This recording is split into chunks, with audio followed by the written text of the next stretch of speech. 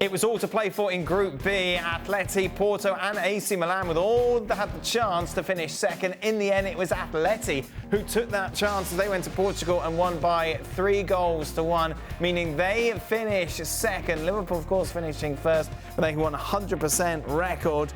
Porto thoroughly disappointed in the end with their performance on the night. Their third. Milan, meanwhile, out of Europe this year. Stevie, we watched this game together and you spent a lot of the time swearing at Atletico Madrid. Honest, I tell you what, I must admit, there's a team I hate, and hate's a very strong word. I hate watching them. Aren't you supposed to be objective as an analysis? Well, I can tell you how they go about it, what they did, what they got, and what they shouldn't have got. But I still have my own opinion about watching them, and they're in the wrong era.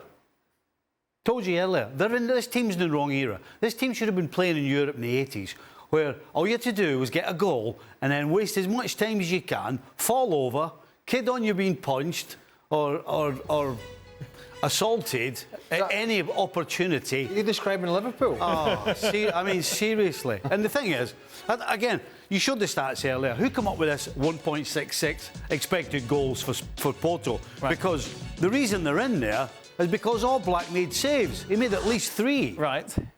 I mean, they just annoy me, honestly, and they're just horrible to watch. And you look at the result, they got outplayed. They were totally outplayed. And then they get a jammy goal. Well, listen, you got to give Griezmann a lot of credit. Yeah. It was a ball that was flicked to the back post. He kept his composure and he put it away nice and calmly.